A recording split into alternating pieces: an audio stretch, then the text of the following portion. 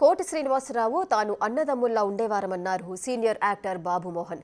ఎప్పుడు కలిసినా సెటైర్లు వేస్తూ సరదాగా మాట్లాడేవారన్నారు. 2 రోజుల క్రితమే కోట తనకు ఫోన్ చేశారని, ఇంటికి వస్తానని చెప్పానని, ఈలోగా ఇంత దారుణం జరిగిందని బాబు మోహన్ కన్నీళ్లు పెట్టుకున్నారు. కోటతో పాటు తన జీవితంలో కూడా ఒక రకమైన విషాదకర ఘటనలు జరిగాయన్నారు. మరిన్ని డీటెయిల్స్ మా ప్రతినిధి రాజేష్ అందిస్తారు. మరణం నిజంగా తెలుగు సినిమా ఇండస్ట్రీతో పాటు యావత్ మొత్తం తెలుగు ప్రజానీకాన్ని తీవ్ర శోకసంద్రంలో మునిగిపోయింది. సో కోట అండ్ బాబు మోహన్ గారు ఇద్దరు ఒక ఆత్మ ఒకరి శరీరం లాంటి వాళ్ళు. అటువంటి ఒక బంధంలో నుంచి వారి అన్న కోటన్న దూరం అయిపోయారు. సో బాబు మోహన్ గారు బిగ్ టీవీతో ఎక్స్క్లూజివ్గా మాట్లాడుతున్నారు. బాబు మోహన్ గారు చాలా విషాదకరం నిజంగా. కోట గారు అంటే బాబు మోహన్ గుర్తొస్తారు, బాబు మోహన్ అంటే కోట గుర్తొస్తారు. సో ఈ వార్త తెలియగానే మీ దిగ్భ్రాంతి ఎట్లా, మీ ఫస్ట్ రియాక్షన్? దిగ్భ్రాంతి అనాలనో ఉలిక్కి పడ్డాను అనాలనో అర్థం కావట్లేదు, కానీ మీడియా వారే, ఎలక్ట్రానిక్ మీడియా వాళ్ళే లేపారు. మీకు తెలియదా అన్నారు. ఏంటన్నా? కోటగారు అన్నారు. ఇవాళ వెళ్తున్నా ఏ అన్నా, మీకు తెలియదు అయితే అని చెప్పారు. ఏం అర్థం కాలేదు. నిజంగా చాలా ఎమోషన్గా అవుతున్నారు బాబు మోహన్ గారు. మా బంధం అలాంటిది. అవును, అంటే ఒక తల్లికి పుట్టకపోయినా కూడా మీ అన్నదమ్ములని ఎన్నోసార్లు మీరు చెప్పారు. అవును, ఎందుకో బ్రదర్లీ ఎఫెక్షన్.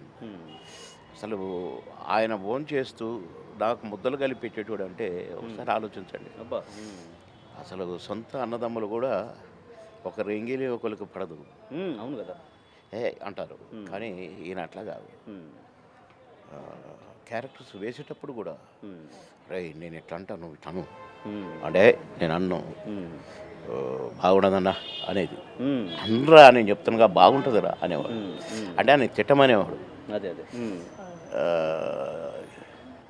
ఇక అసలు కొన్ని సందర్భాల్లోనైతే ఆయన మనిషి ఆయన మీద కాలు పెట్టి వీపు మీద గోడెక్కుతాను ఒక దగ్గర, ఒక సినిమా మాయలోడి సినిమాలో. అసలు అది లేదు. నేనే ఆ గోడ ఎక్కాలి, కాలు అందట్లేదు, అటు చూశాను, ఏవంగో అని వంచాడు. మీద కాలు పెట్టి ఎక్కిన గోడ. ఇలా బాంబు పేలేసింది, ఎందుకు ఏమిటి ఎలా అనేది మీరు రీసెర్చ్ చేసుకుంటూ వెళ్తారు. అలా బాంబు పేలినాక కూడా నేను ఎట్లా కూర్చొని ఉంటా, మీద కాళ్ళు వేసి కూర్చొని ఉంటా. ఇందరు ఇట్లా ఉన్నాం కదా, నేను కొంచెం ఇటు తిరిగి 2 కాళ్ళు ఇటు మీద వేసి ఇట్టుంటాను. ఎవరు ఊరుకుంటారండి? ఒక సీనియర్ నటుడు ఆయన, కానీ నాతో ఎంతో సన్నిహితంగా ఉండేది, ఎంతో ప్రేమపూర్వకంగా ఉండేది. నేను నటిస్తుంటే సంతోషించేవాడు. నాకు పాట ఉందంట, కొట్టారు నా కొడక దంచుతోలే నువ్వు అని అనేవాడు. ఇట్లా ఎన్నో సినిమాలు, ఇద్దరిది ఒకే టైపు సెటైర్స్ అయినా కూడా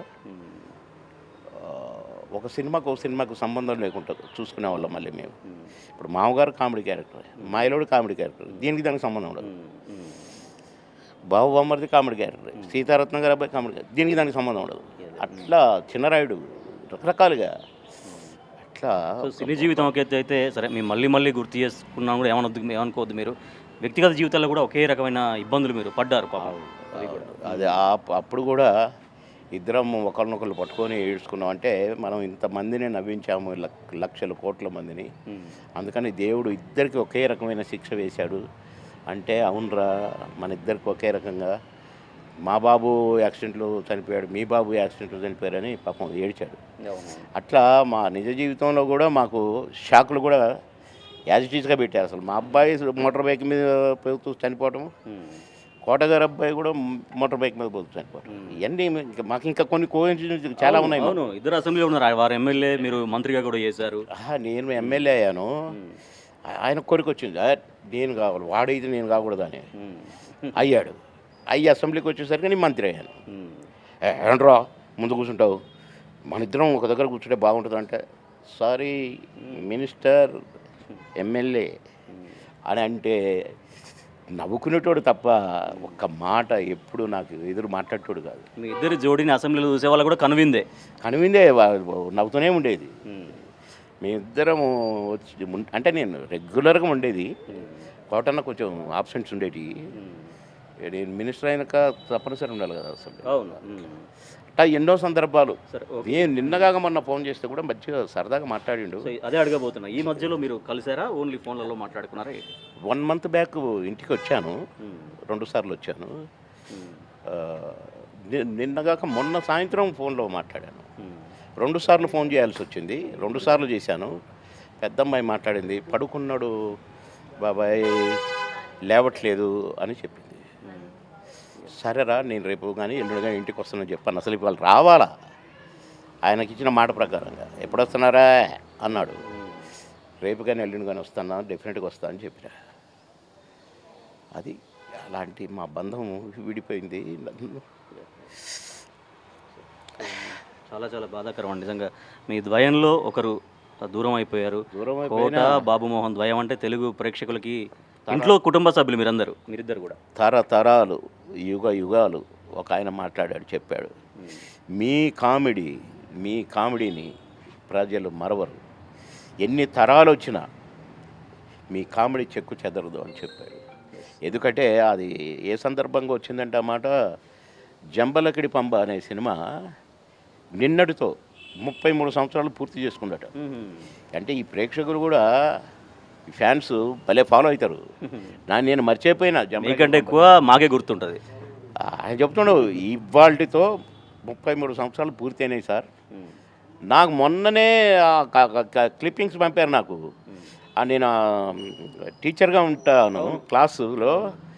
ఆ కోటాన్ని నేను తిట్టడము, బ్రహ్మానందాన్ని తిట్టడం, వాళ్ళు నన్ను అది ఆ క్లిప్పింగ్స్ పంపారు నాకు. నిన్ననే వాళ్ళు 33 సంవత్సరాలు పూర్తయిందన్నారు. అట్లనే మాయలోడు 36 సంవత్సరాలు పూర్తయింది. 36 సంవత్సరాలు. అచ్చిరెడ్డి గారు అడిగారు, బాబుమోహన్ గారు గుర్తుందా అన్నాడు. ఏంటంటే, మాయలోడు సినిమా, నీ పాట సినిమా రిలీజ్ అయ్యి ఎన్ని సంవత్సరాలు తెలుసా అన్నాడు. గుర్తులేదన్నా. 36 సంవత్సరాలు, ఇంకా నిన్ననే రిలీజ్ అయినట్టే ఉంటుంది ఆ పాట అని చెప్పారు. అది మా బంధం కానీ మా కాంబినేషన్ కానీ చెక్కు చెదరని కాంబినేషన్. మేము పోయినా మా కామెడీ ఎక్కడికి పోదు. కొన్ని తరాలు ఉంటుంది ఈ భూమి మీద. పరిశ్రమలో మీకు ఎంతో మంది స్నేహితులు ఉండొచ్చు, కానీ ఇంత ఆత్మీయులు అయితే నాకు తెలిసేది ఎవరు లేరు.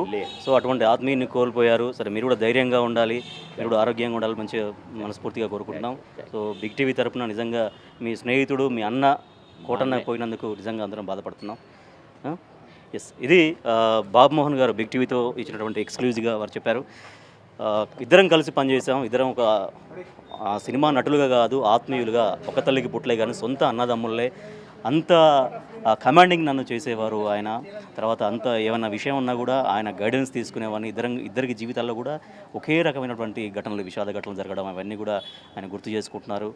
చాలా ఎమోషన్గా మాట్లాడుతున్నారు, ఆయన కళ్ళల్లో నీళ్లు తిరుగుతున్నాయి.